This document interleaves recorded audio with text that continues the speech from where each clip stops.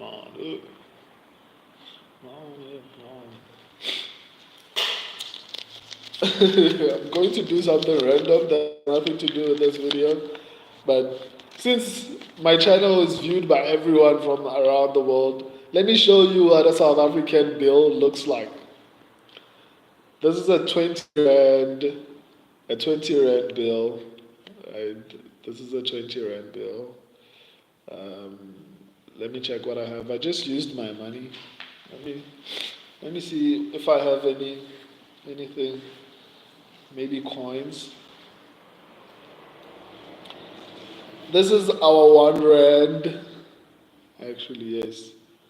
This is our 1 rand. Yes. This is the equivalent of $1 in America. Sorry if you're watching this after I've gone live. That was random. Sorry about that. So I'm going to be breaking down the fight between Jiri Prochazka versus Aleksandar Rakic. Every single fight on this card is crazy, but I think this is going to be the craziest fight. Um, Let me get to the fight, Aleksandar Rakic.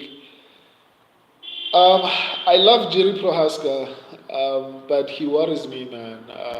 Like the way he fights is very concerning to me. Um, because I don't know. I think maybe Jiri Prochazka needs to change his team, his coaches, because everyone goes into a fight knowing that Alex Pereira is going to kick your legs. So for him to go into that fight and let Alex Pereira kick him, not even trying to counter, like for example, at least when he kicks you, try to punch. When he kicks you, try to return the kick. Like do something. Do not just let him chop at your leg, and which ultimately caused a damage to his leg and made him desperate to shoot. And after the desperation, he had to just hold on up until he got TKO'd. So Jiri Prohaska's defense really worries me because it's not good. Like it's bad, man. Like I love Hamza as well, but both Jiri and Hamza have horrible defense. Um, especially when it comes to striking defense. At least Hamza can say, "Well, I'm not a striker, I'm a wrestler," which is a fair point. So what's Jiri's excuse for having such horrible defense? But at least his defense is not as horrible as that of Calvin Kattar. So at least there's that, because Calvin Kattar's defense is horrible. I don't know if people are aware of that. He gets hit a lot.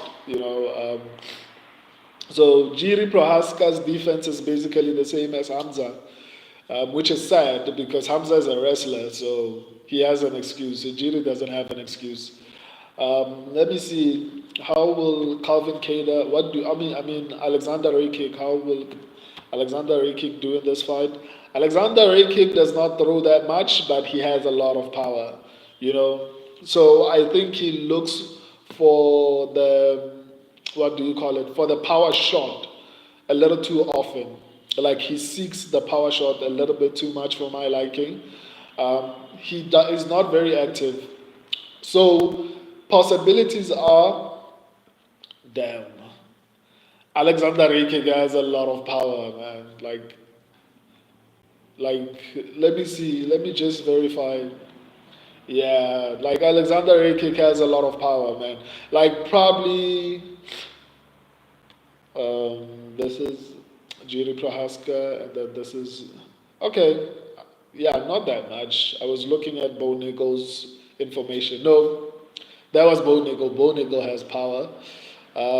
This is Alexander versus Jiri. Okay, no, it's not that much. I was worried about Alexander Rakic's power, so that's no longer a concern. They are more or less on the same level in terms of power.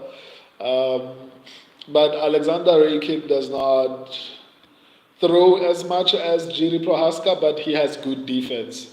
He doesn't get hit a lot, whereas Jiri Prohaska gets hit a lot. So my official pick is going to be Jiri Prochazka.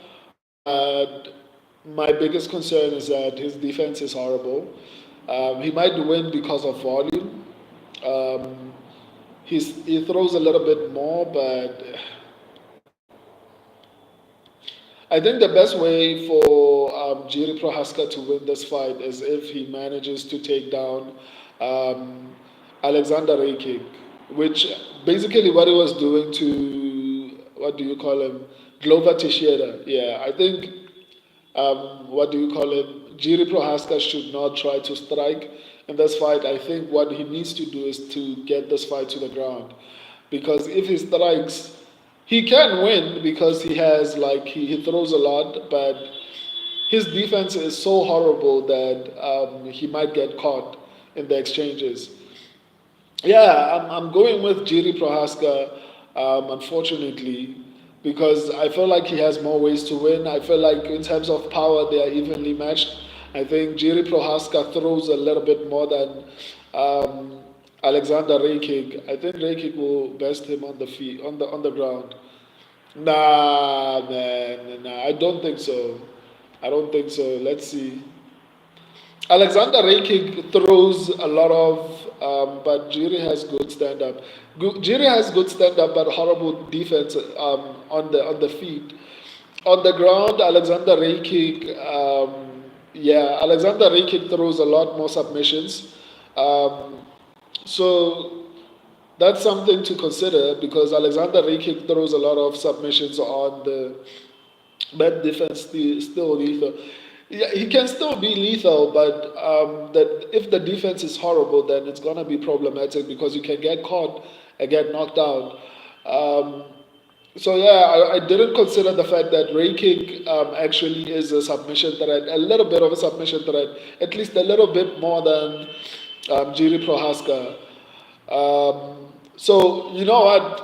My official pick is Jiri Prohaska and Alexander.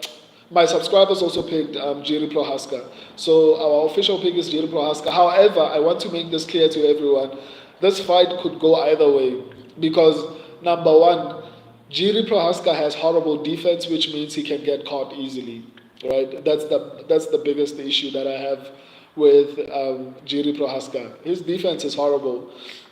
He lets you beat him up, and he thinks that's a normal thing in a fight. I don't know even why his team does not prepare him defensively. Maybe they do, but if you have the same level of defense as Hamza Chimaev, who's a grappler, then so you're not doing your job. If primarily you are a striker and your defense is the same as a wrestler, but nonetheless, Jiri Prohaska's defense worries me.